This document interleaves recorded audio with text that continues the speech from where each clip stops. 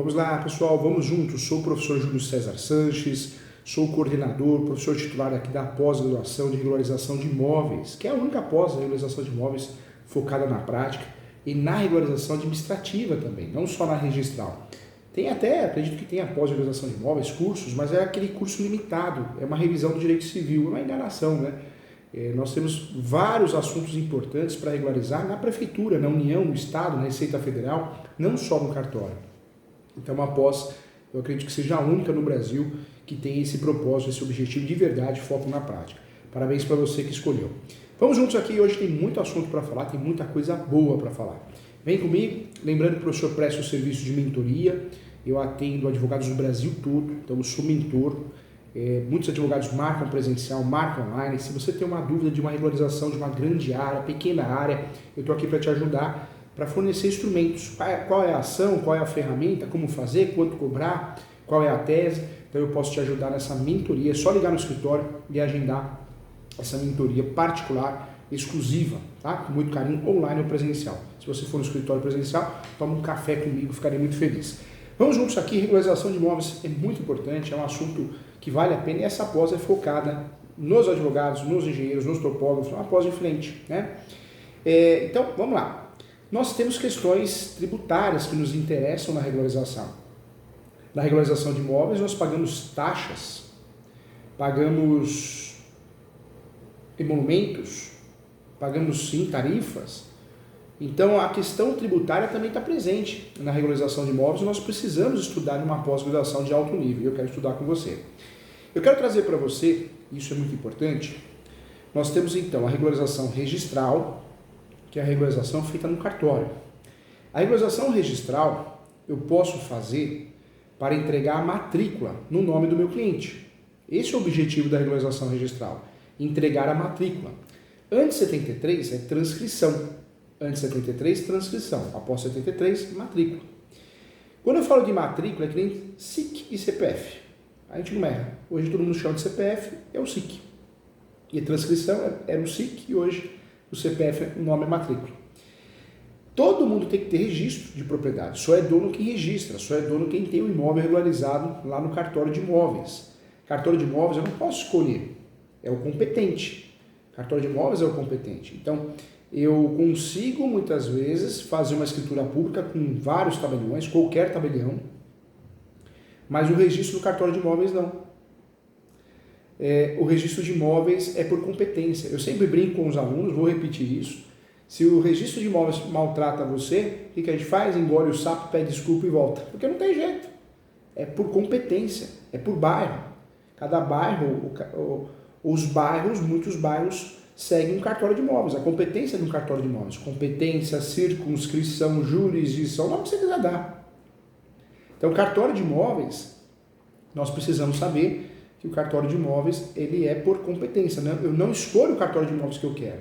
Cartório de imóveis é o registro de imóveis. São Paulo nós temos um exemplo, 18 cartórios de imóveis. São Paulo, a cidade de São Paulo, município de São Paulo. Tem município que tem 1, tem município que tem 2, tem município que tem 3. Olha que interessante. Cartório, cada cartório, nós vamos ter aula sobre esse assunto, cada cartório tem a sua atribuição. Só que tem cartório no interior que tem várias atribuições diferentes, porque aquele cartório, aquela cidade, a população era muito pequena, ou é muito pequena. É exceção. E fora que tem muitos cartórios que dividem o mesmo prédio, né? Alugam o mesmo prédio e o tabelião fica embaixo, o registrador em cima, por isso a gente tem a falsa sensação que aquele lugar faz tudo, mas não é. Cada cartório tem a sua atribuição. Importante saber, registro de imóveis, eu sou dono quando eu tenho registro. Quando eu tenho qualquer outra coisa que eu não seja, de fato, não seja certidão de propriedade, eu não sou dono, eu não sou proprietário. O meu cliente, quando não tem o nome na matrícula de imóveis, na certidão de propriedade atualizada, certidão de matrícula, certidão de propriedade atualizada, o nome que você quiser dar. Quando o meu cliente, quando eu não tenho o meu nome lá bonitinho na certidão de propriedade atualizada, eu sou possuidor. Possuidor, posseiro, o nome que você quiser dar. Mas eu não tenho registro. Para regularizar esse imóvel, eu preciso correr atrás. E nós temos ferramentas judiciais, extrajudiciais e administrativas. Então, a regularização registral Regularização administrativa é outra, hein? União, Estado, Município, órgãos públicos. Esquece essa por enquanto, vem comigo na regularização registral. Regularização registral eu só consigo fazer através de meios, procedimentos judiciais, 1, extrajudiciais, 2 e administrativo, 3. Então, eu consigo regularizar um imóvel através de uma ação judicial. São várias. Quais são as ações, professor Júlio, para regularizar um imóvel no Brasil? Registral. Tem a ação de uso capião. Ação de uso capião. É uma ação para regularizar um imóvel. É uma ação que eu vou usufruir para transformar a posse do meu cliente em propriedade. Quando o meu cliente não tem a propriedade, ele tem qualquer outra coisa, ele é possuidor. Ele tem um justo título de boa-fé. Contrato de gaveta, todos eles, gaveta, instrumento particular é contrato de gaveta. Carta de arrematação, carta de adjudicação, formal de partilha, escritura pública de qualquer gênero, ordem judicial, qualquer documento, seja timbrado pelo fórum, seja timbrado pelo cartório, que não seja a certidão de propriedade atualizada, o nosso cliente, o que ele tem é posse. Esse documento, se for bem feito, ele poderá servir como um justo título de boa-fé. O que quer dizer isso? Ele pode servir como um documento que demonstre a boa-fé para efeitos de regularização de imóveis, entre elas o uso capião ordinária. Mas isso não quer dizer que ele é dono ou dona. Então, muito cuidado com isso. Registro no cartório de imóveis é a transmissão. Eu faço o registro, estou vendendo para alguém. Registro de compra e venda. Registro de compromisso de compra e venda. Estou vendendo para alguém parcelado. Averbação, atos da vida. Eu casei, divorciei, mudou o nome da rua, fiz um puxadinho, né? Então, averbação. Cuidado, o cartório de imóveis faz registro de averbação, são serviços diferentes. A regularização de imóveis registral, ela pode ocorrer, então, de forma judicial, extrajudicial, 2, anota aí, 3, administrativa. Judicial, ação de uso capião.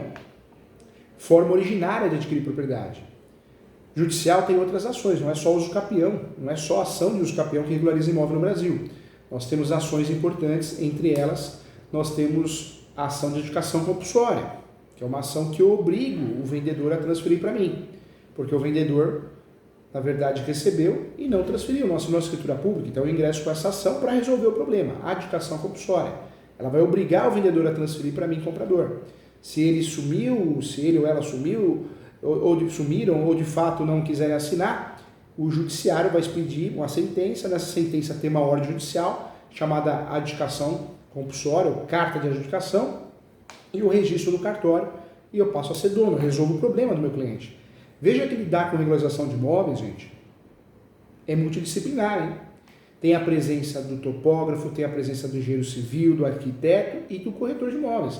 Aqui no escritório nós temos uma equipe multidisciplinar, registrada, CLT, funcionário CLT do escritório, e tem que ter, porque nós fazemos qualquer tipo de regularização no Brasil todo. Então essa é a ideia, regularizar imóveis. Claro que eu sou advogado, então eu faço o que cabe a mim no judicial, no extrajudicial administrativo. Eu não vou entrar na esfera do engenheiro, mas essa parceria, essa união, esse network é muito importante. Muitos engenheiros indicam o professor Júlio, muitos engenheiros, arquitetos, topógrafos, porque eles fazem a regularização somente administrativa e não a judicial. E a judicial precisa da minha pessoa, e vice-versa, né? Quando uma regularização administrativa que não cabe a mim, porque precisa de uma RT, entre outros documentos, uma planta não descritiva, aí eu já faço contato com o engenheiro, com o arquiteto, com o topógrafo, com o agrimensor. Então, você precisa ter ou uma equipe multidisciplinar no seu escritório, igual nós temos aqui, ou muitas parcerias, igual eu tenho também, muitas parcerias, ajudo e recebo ajuda. É assim que tem que ser a atuação na regularização de imóveis, porque nós temos duas regularizações para fazer. A registral, que é muito importante, só é dono quem tem o registro, e a regularização administrativa. Quando eu falo da regularização registral, voltando nela, então nós temos várias ações. A adjudicação compulsória é uma delas, o uso capião é outra. Existem ainda a demarcação de terras. Demarcação de terras é uma ação utilizada para regularizar imóveis. Existe a ação de divisão de terras também. Existe a ação judicial de retificação de área, também é uma ação interessante. Então nós temos várias ações importantes e interessantes para regularizar imóveis no Brasil. Isso na esfera judicial. Na esfera administrativa nós temos as escrituras públicas. Escritura pública de inventário, escritura pública de divórcio com partilha de bens, escritura pública declaratória, ata notarial para fazer uso capião extrajudicial, escritura pública de uso capião extrajudicial, escritura pública de adjudicação compulsória, porque agora tem a extrajudicial também. Então nós temos várias escrituras públicas que nós usamos para substituir ações. Essas escrituras públicas são feitas exclusivamente pelo tabelião de notas. Obrigatoriamente tem que ter a presença do advogado, a advogada para assinar, conferir, muitas vezes fazer a minuta. Então é uma outra forma de regularizar imóveis no cenário registral. E temos a regularização ainda administrativa. E quando eu falo da administrativa, nós temos a REURB, que nós vamos aprender, vamos conversar muito sobre ela na pós-graduação. Então, olha só que interessante, olha quantas possibilidades nós temos para regularizar o imóvel no Brasil. São muitas, né? São muitas. São possibilidades reais. Eu quero lembrar a você que nós temos duas formas de adquirir propriedade no Brasil. Forma originária, uso capião, e forma derivada. Forma derivada, nós temos os contratos imobiliários. Contrato preliminar, que nós explicamos aqui para fechar um negócio, compra e venda, pagamento à vista, compromisso, compra e venda, existe uma obrigação de fazer, ou o vendedor vai entregar algo, ou o comprador.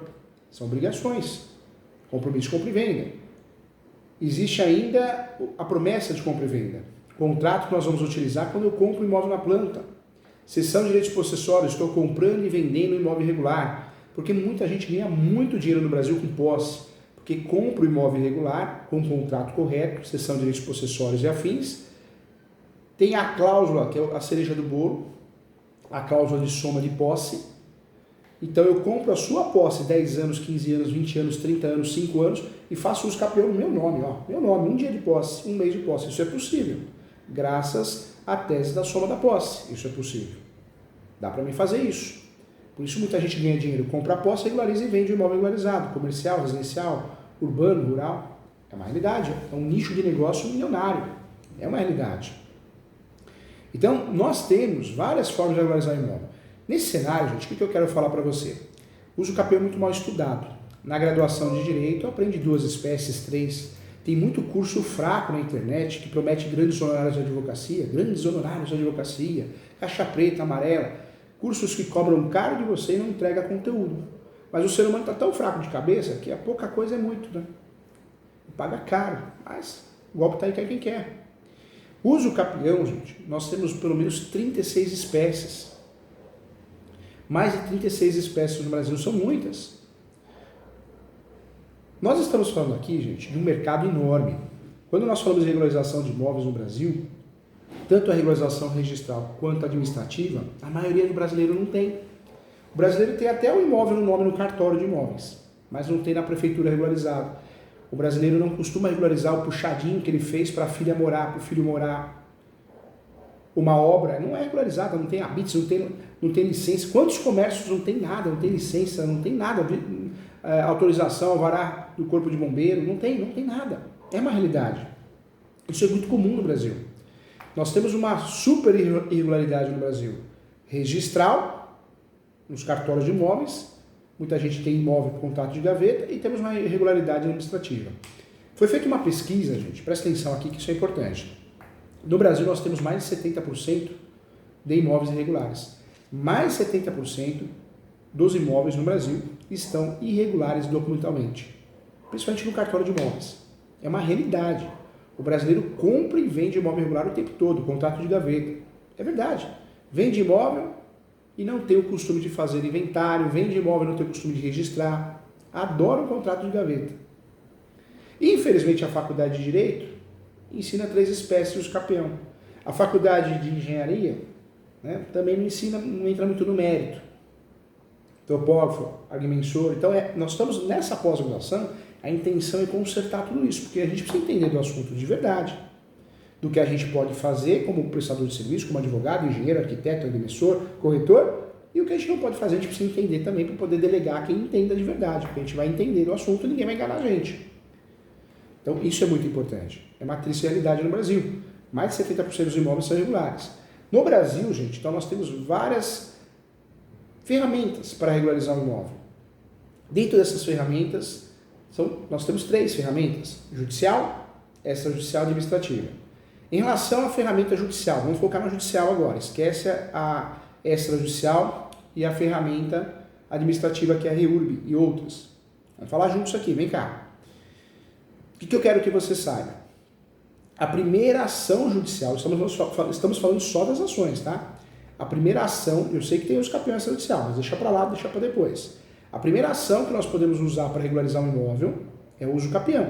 E não é a última alternativa, é a primeira alternativa. Porque se o meu cliente tem 10 anos de posse, 5 anos de posse mansa, pacífica, animus domini, para que eu vou fazer uma retificação compulsória, que é uma ação traiçoeira, e não vou conseguir registrar uma retificação diária, um desdobro?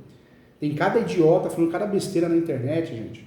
Cada besteira. Uso capião é a última alternativa. Que última? É a primeira. Eu só não uso quando não dá. Porque é a alternativa que vai resolver e o custo é o menor, né? O menor possível. Tá? Então isso é importante. Quando eu falo de uso capião, então, nós temos mais de 36 espécies no Brasil. Mais de 36 espécies. Veja que todas as espécies de uso capião, nós precisamos ter 3 procedimentos. Primeiro, na verdade, procedimento, mas eu gosto de usar o termo requisito, pressuposto. Então, para fazer uso capião no Brasil, nós temos que ter o quê?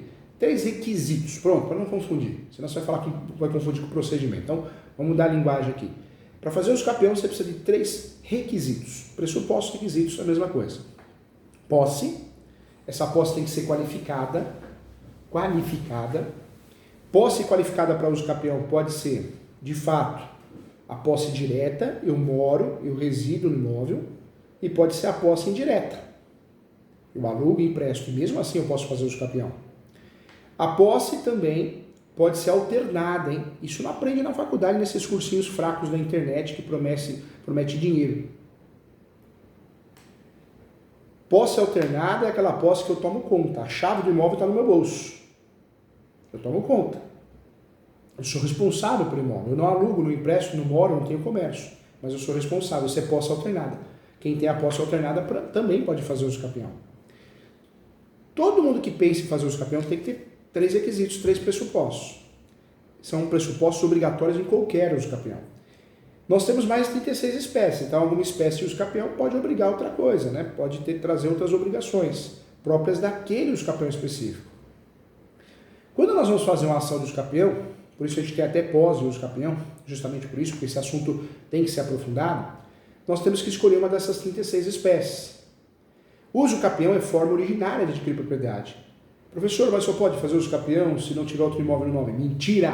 Mentira! Guarda aí! Cada absurdo que fala na internet, o YouTube liga a câmera e sai falando com cada groselha, Deus do céu.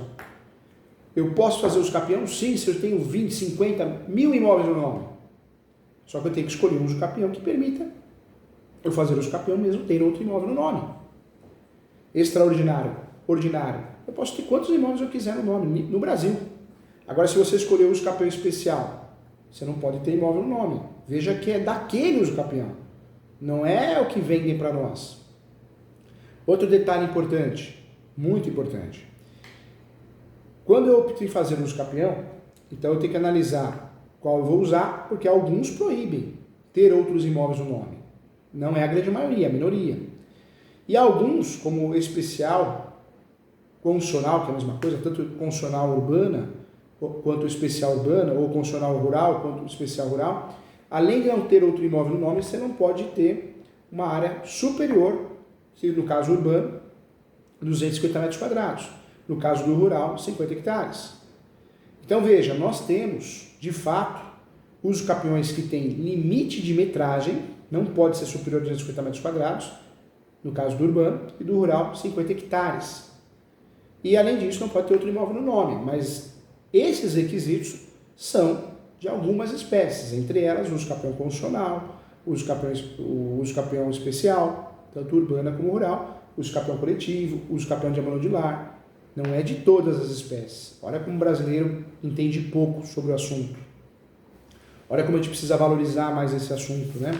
Para poder usufruir de um assunto tão importante. Deixa eu pegar a folha aqui. Então, é uma realidade. Tá? Uma realidade importante. Outro ponto que eu quero tratar com você. Um ponto também necessário. Nós temos 36 espécies de uso capião. Espécies importantes. Que temos que conhecer sim. Não tem esse negócio, só tem 5 espécies na prática, o resto não é invenção. Para de enganar os outros, para de ser safado. Vamos ser do bem. Tem 36 espécies, todas elas são práticas, são reais. Nós temos que usar essas 36 espécies, precisamos conhecer, obrigação nossa, que atuamos na área. Chega de mentira, chega de conversinha, chega de vendedor de curso.